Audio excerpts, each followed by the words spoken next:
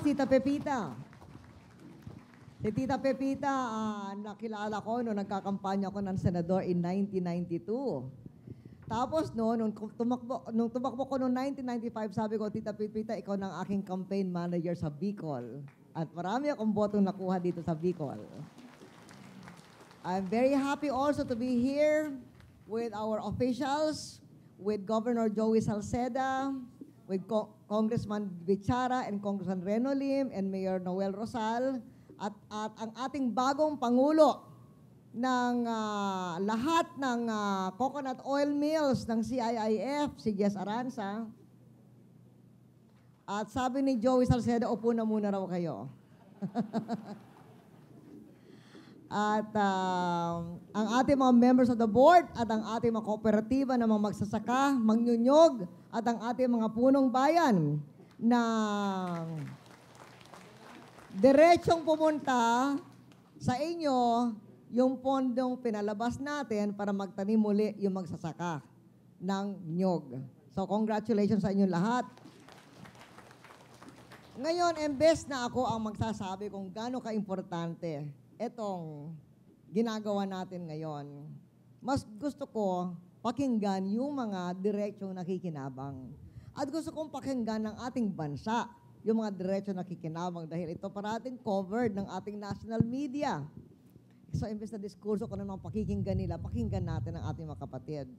Unang-una, in order of seniority, tawagin natin ang isang trader, si Efren Olmedillo ng Pulangi. Bayan mo ito, Joey. Oh, kababayan ni Joey. Magandang umaga po, Madam President. Okay, magandang umaga po. Udto. Maray po, ma'am. Indo. Okay. Kayo ay a trader sa Pulangi. May asawa ho kayo, di ba? Opo. At marami kayong anak? Marami po. Siyam po ang aking anak. Siyam ang anak. Nako. 10 po yan, namatay yung aking panganay. Wow, wow. At ilang taon yung mga anak ninyo?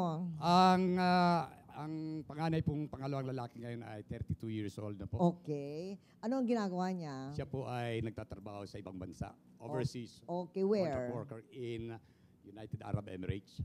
I see. Andun po siya ngayon. Saan? Sa Dubai? Sa Dubai po. Hindi siya nawala ng trabaho sa Dubai. Hindi po. Kasi yung Dubai, doon ang pinaka-natamaan sa Middle Patuloy East. po siyang Okay siya. Very good. highly skilled worker po siya. Anong trabaho niya? Senior technician po doon sa isang malaking telephone company. Terrific, terrific. Kaya hindi Dubai. nawawalan ng trabaho kahit ng tatlong. Congratulations.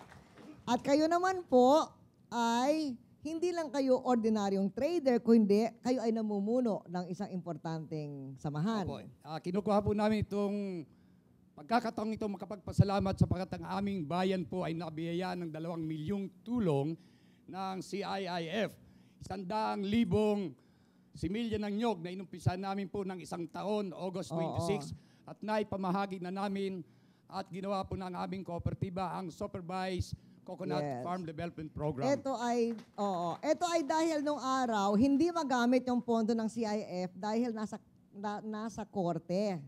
Pero, nakausap ko yung mga nasa kabilang panig ng kaso at sinabi ko, habang nasa korte pa, pwede bang gamitin naman natin yung interest? At kaya, doon ay inutos ko ng CIF, 1 billion pesos ang igastos, invest para sa mga bagay na ito. Sa tulong po ng aming gobernador na ipamahagi na namin at binigyan po namin ng pansin ang mga agrarian reform beneficiaries. Yes. Okay, sino mga agrarian reform beneficiaries dito? Okay. So, yun din ay naalala ko nga, sabi ng mga agrarian reform, mga coconut farmers, kahit man lang lessee, sana maging lessee sila. So lahat na ba, ang buong coconut industry ba ay na-land reform na?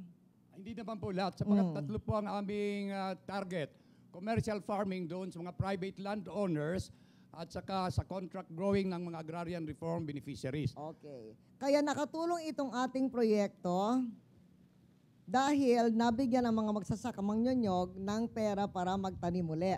At dahil doon, yes, we started a food for work program kasi karamihan po sa Pulangi ng agrarian reform beneficiaries walang puhunan. Okay. Bakante ang kanilang lupa at sa tulong ng aming LGU at ng aming provincial government, dinala po namin ang nyugan doon sa mismong site at yung mga magsasaka ay binibigyan namin ng bigas sa tulong po ng aming gobernador para maipagpatuloy nila ang pagtatanim ng nyugan.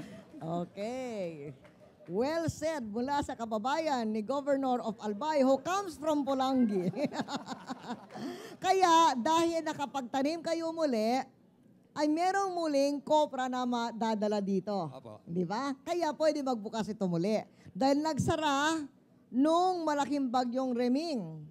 Dahil wala nang nyog na pwedeng dalhin dito. Opo, opo. Ngayon meron na naman muli. Ang napag-aralan po ng aming PCA sa pamamagitan ni Ed Bailon, 2 years mula nung makabagyo, ngayon po nakaka-recover na at meron na naman kaming koprang na ibibenta at maibibenta sa Legazpi Oil Mill. Congratulations, Efren. At congratulations sa anak mo sa Dubai. Okay.